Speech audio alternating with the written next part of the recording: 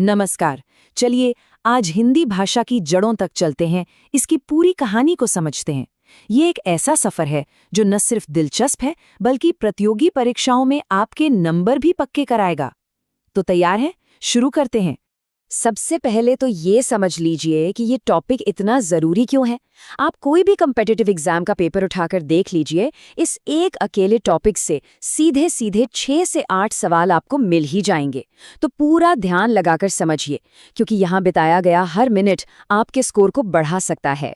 चलिए कहानी की शुरुआत एक ऐसे सवाल से करते हैं जिसमें अच्छे लोग कंफ्यूज हो जाते हैं। हिंदी हमारी राष्ट्रभाषा है या फिर राजभाषा? ये सवाल जितना सुनने में आसान लगता है उतना है नहीं, और इसका जवाब हर स्टूडेंट को एकदम साफ साफ पता होना चाहिए। तो हमारे पहले पड़ाव का नाम यही है। आइए इस दुविधा को, इस कंफ्यूजन को हमेशा के लिए दूर करते हैं और समझते हैं कि इन दोनों शब्दों में असल में फर्क क्या है। देखिए, इस टेबल से सब कुछ कितना साफ हो जाता है। राष्ट्रभाषा यानी पूरे देश की एक भाषा जो लोगों को इमोशनली जोड़ती है, जैसे चीन में मंदारिन। फिर आती है राजभाषा यानी सरकारी कामकाज की भाषा, जो भारत में कौन सी है? हिंदी। और तीसरी है राज्यभाषा, जो किसी एक राज्य की अपनी भाषा होती है, जैसे यूपी में हिंदी और उर्दू दोनों। तो सबसे जरूरी बात क्या निकल कर आई? हिंदी भारत की राजभाषा है। और हाँ, इसे याद रखने की एक बहुत ही आसान सी ट्रिक है। बस इतना सोचिए, भारत में लोकतंत्र का राज चलता है तो भाषा भी राजभाषा हुई।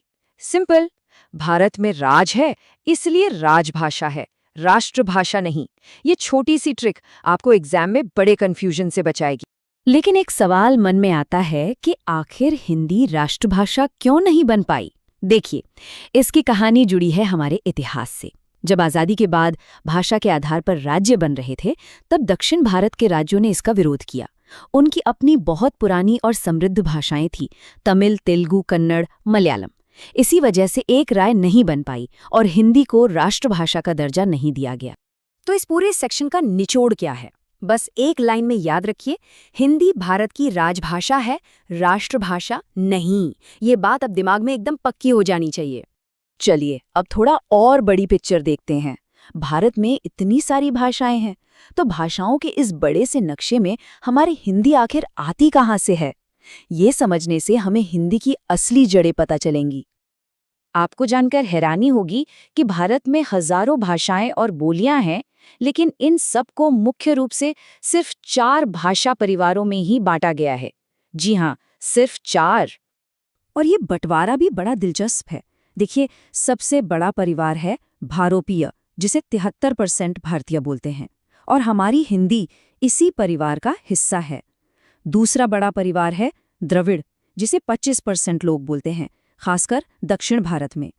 बाकी के 2 छोटे परिवार हैं ऑस्ट्रिक और चीनी तिब्बती।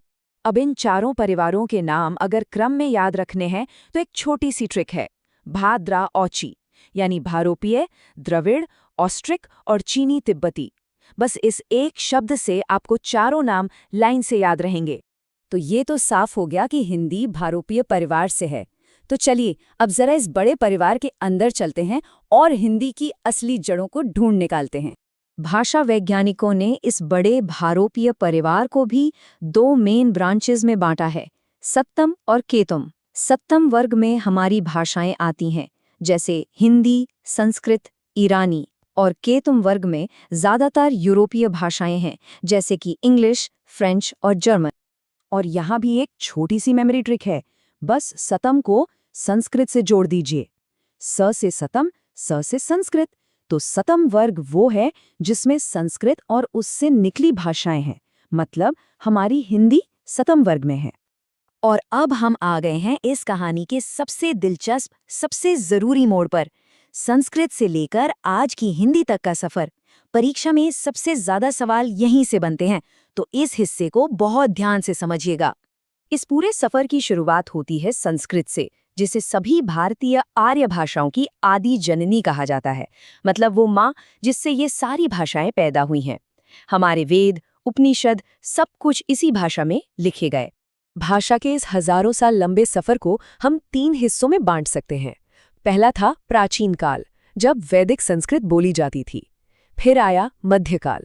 इसमें भाषा थोड़ी सरल हुई और आम लोगों के लिए प्राकृत बन गई। समय के साथ ये और टूटी और अपभ्रंश कहलाई, जिसका मतलब ही होता है बिगड़ा हुआ रूप। और फिर आया आधुनिक काल, जिसमें इसी अपभ्रंश से हिंदी, पंजाबी जैसी आज की भाषाएं निकली। इन तीनों कालों का क्रम याद रखने की एक गोल्डन ट्रिक है, प्रा, मध्य, आ, यानी पहले प्राचीन, फिर मध्यकालीन और आखिर में आधुनिक। ये छोटा सा फॉर्मूला आपको ये क्रम कभी नहीं भूलने देगा। तो अब तक हमने जो कुछ भी सीखा है, चलिए उसे एक अंतिम सूत्र में पिरोते हैं। ये इस पूरी चर्चा का सार है और एग्जाम के लिए सबसे ज्यादा जरूरी है। तो हिंदी के विकास का सीधा साधा क्रम क्या है, ये देखिए। सबसे पहले संस्कृत। संस्कृत जब और सरल हुई तो बनी प्राकृत। प्राकृत का रूप जब और बदला तो वो कहलाई अपभ्रंश। और आखिर में इसी अपभ्रंश से हमारी आज की हिंदी का जन्म हुआ। बस ये 4 कदम हैं संस्कृत से हिंदी तक के। और इस पूरे क्रम को एक झटके में याद रखने की एक सुपर मेमोरी ट्रिक है, सम प्र अ हिन, यानी संस्कृत, प्राकृत, अपभ्रंश और हिंदी। बस ये 4 अक्षर याद कर लीजिए, हिंदी के विकास का पूरा क्रम आपकी मुट्ठी में होगा।